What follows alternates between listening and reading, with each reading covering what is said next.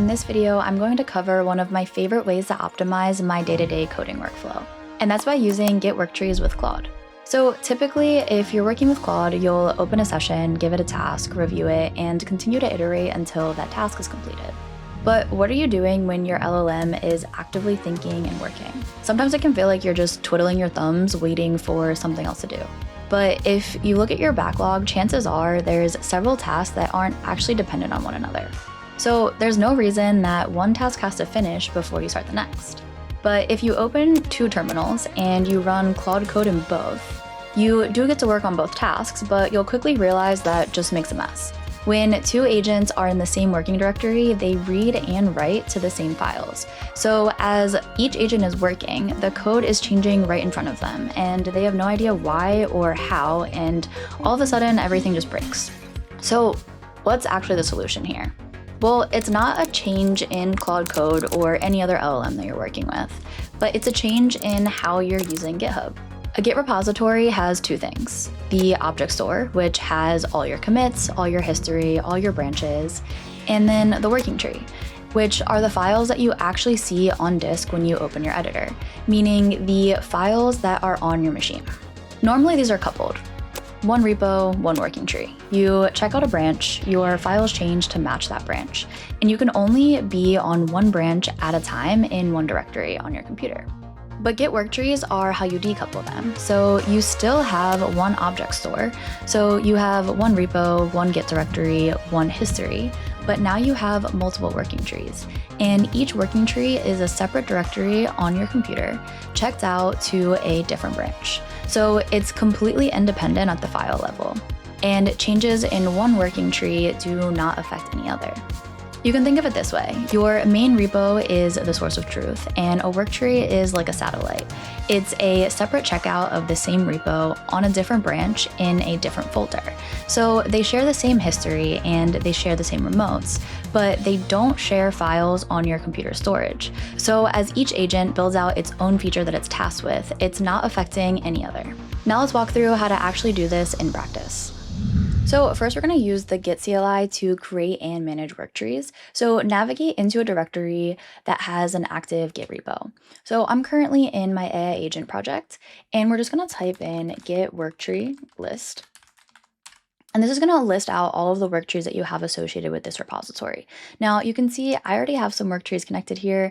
This is because it's my current project at work. So by the end of this video, you'll actually get a sneak peek into what my screen looks like when I'm deep into building a real project.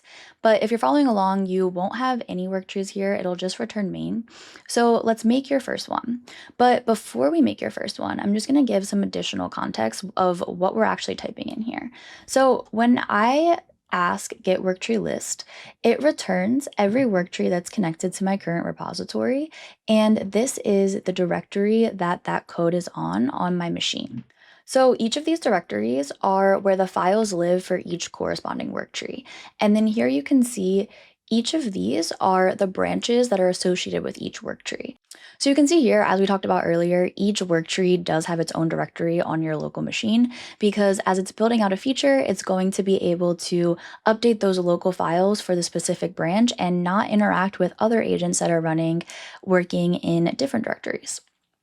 So now if I type in git status, sorry, not git status, if I type in git branch, you're going to see all of the branches that are currently associated with the repository that I have.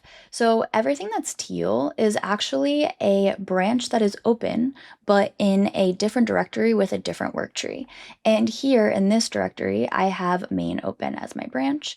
And then these white branches are branches that I have locally, but I don't have them open anywhere in a worktree. Now, you can probably see a theme here with naming. I like to have all of my working directories start with the name of the project. So then when I type ls into my machine, all of the work trees that I currently have are going to show up in one place, so it's pretty easy to find. And then I like to name each work tree corresponding to the specific feature that I want to implement.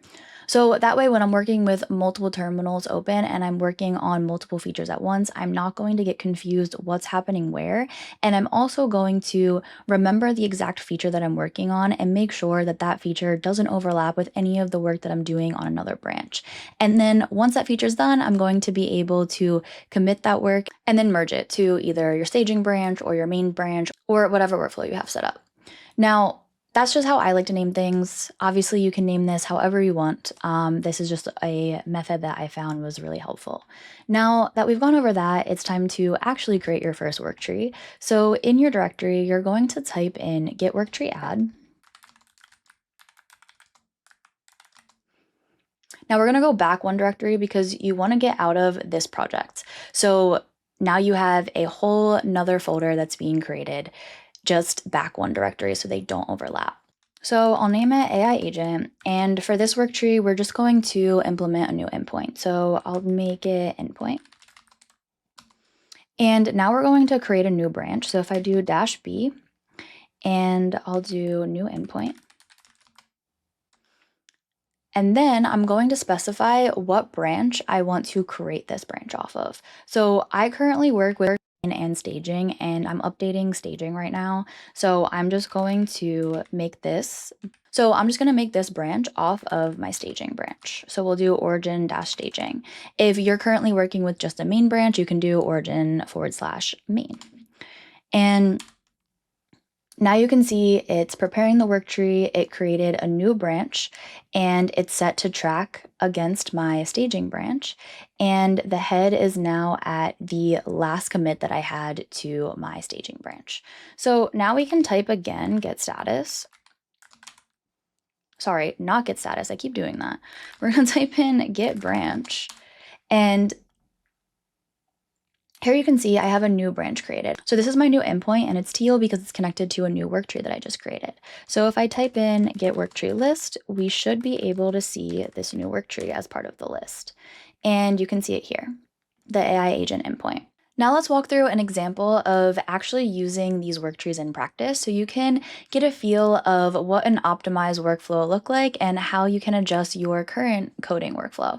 So here you can see I have a few different work trees and branches already set up, and we're going to work through two of them. So first, let me open a new tab here, and I'm going to cd back one directory because I was in that main branch directory. And if I type in ls, it's going to show me all of the directories in this folder. And just showing why I like naming all of my work trees with the name of the project in the beginning, because now you can see all of the work trees I have are conveniently located in one spot. So now let's cd into the dashboard feature. And that's going to be one thing that I'm going to be working on. Now I'm going to open up Codex.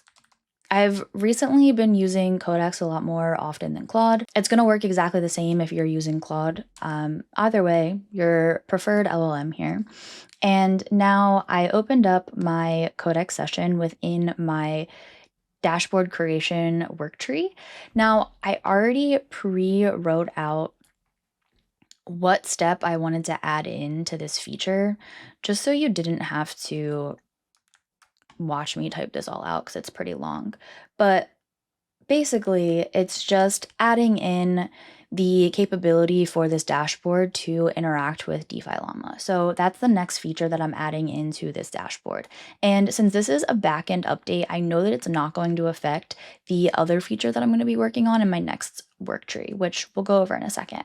But here you can see it's just specifying that I want to add in market context for the dashboard that I'm creating, and it's going to give some detailed information so my agent knows exactly what it needs to do for this new dashboard feature in my AI agent project. Now, while that's running, I'm going to open up a new tab, and we're going to split screen this so we can keep tabs on what's going on both sides here. Okay, so now I'm going to get out of this work tree, and we'll ls again, and I'm going to also work on the HubSpot access that I'm creating for my AI agent. So we'll cd over there. And then once again, I'm going to open up Codex.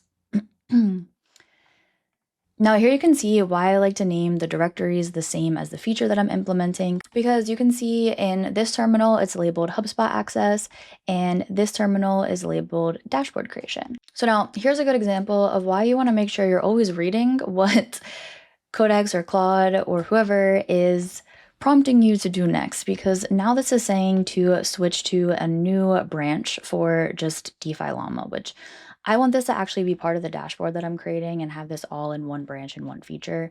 So let's just double check and make sure this is on the correct branch. So this is on the dashboard creation branch. So we're just going to tell this no, I don't want a separate branch. I want this all together. So we'll say stay on the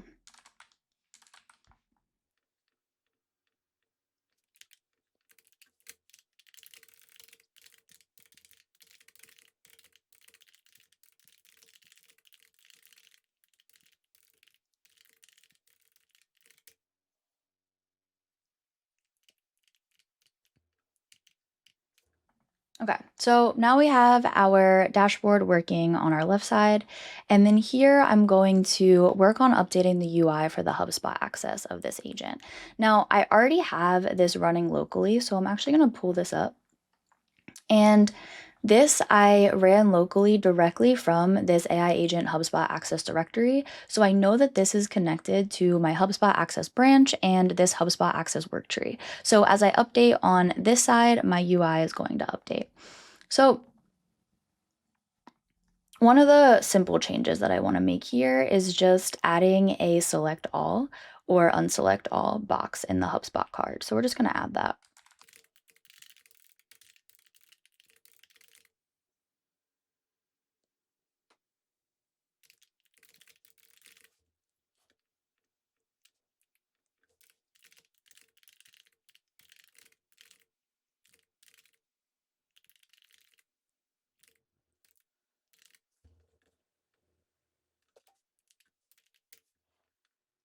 Okay, so we're going to leave this UI on the back. We're going to have our HubSpot agent running, and then we're also going to have our dashboard running.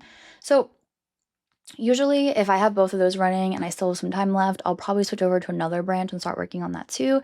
But for this video, just for simplicity, you can see that we have two different workflows happening at once with two different features that don't overlap each other, and they're existing in two different directories here. So the local code that is being worked on by each agent is going to be separate, stored in separate locations on my computer, and that's what's enabling both of these to be working together. So once we have these updates, I'm going to show you how to push and merge when you get to Git. But for now, we're just going to let these run, and then I'll speed everything up in the video and show you the next steps. So now you can see that both of these sessions have completed. So if we look at the right session, you can see that the UI update has been made. So if I go back to what I'm running locally, you can see here is my select all button that has been added, and we can test it out. It works as expected. So this side's good to go. Now on this side, it was a much more complex addition by adding the DeFi Llama integration into the dashboard. So this, I'm going to have to write some tests and actually test it out on my side to make sure everything works before I actually commit this. But for this video, we'll skip ahead. So I'm going to open another tab on both sides, and you can see I'm in the respective folder for each of these work trees. Now I'm just going to type in git status to show that these have worked on two different local directories and the work has not affected each other. So if I type in git status on each side,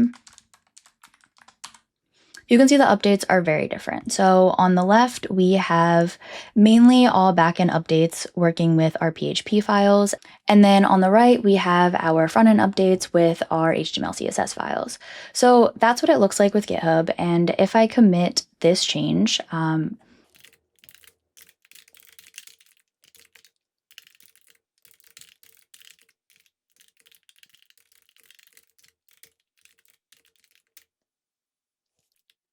now I'll commit this change and I'll open GitHub so you see what it looks like. So I'll go to my AI agent project and we're going to go to the branches. And this one, I'm working on the HubSpot access branch, and you can see that there was a commit just now.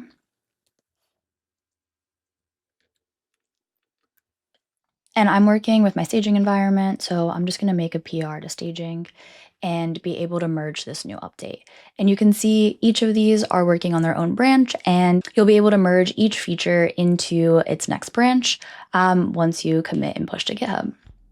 And just to be aware, there may be merge conflicts that you're going to have to resolve if you're working with multiple agents and some of the files do happen to overlap. So that's one thing to keep note of.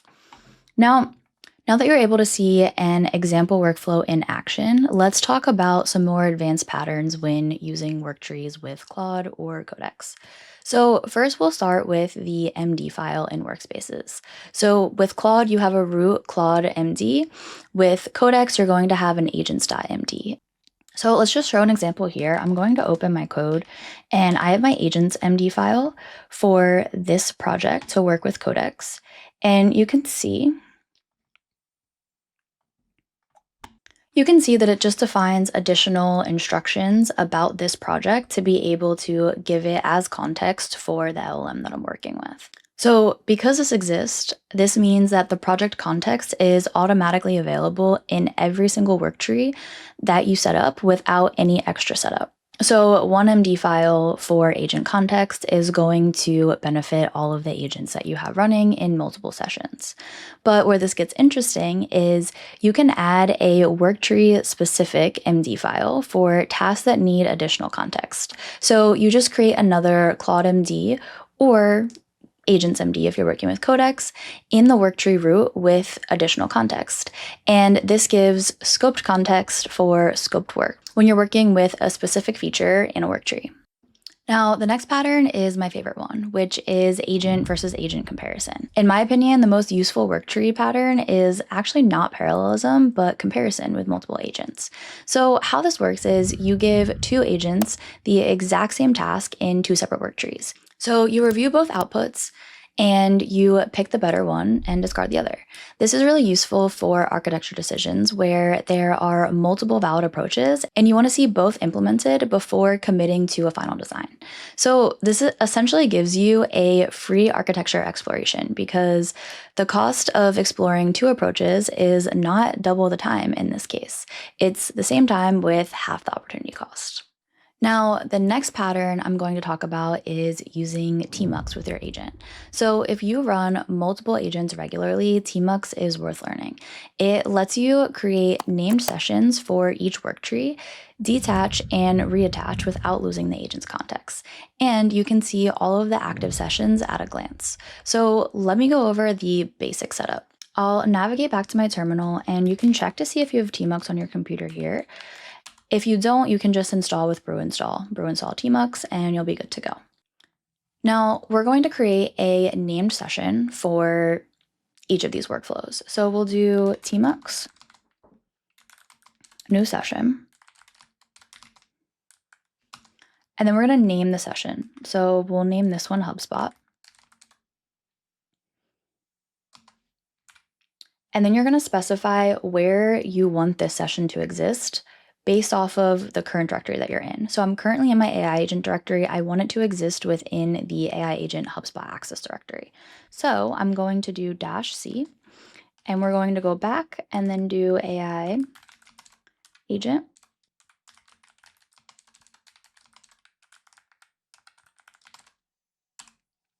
Okay.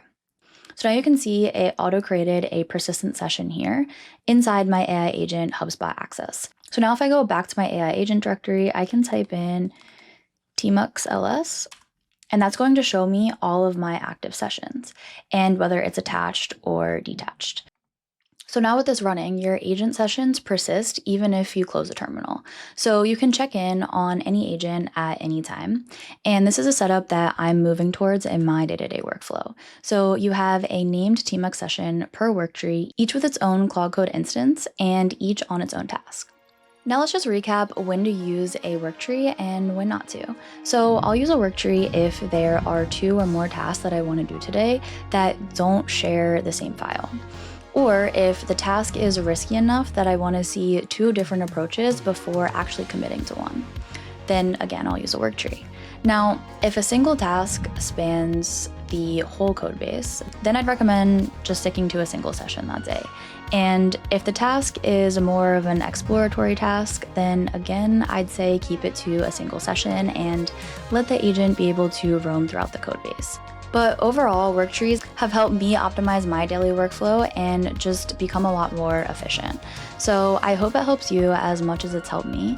Let me know any questions or comments you have below, and stay tuned for more AI videos.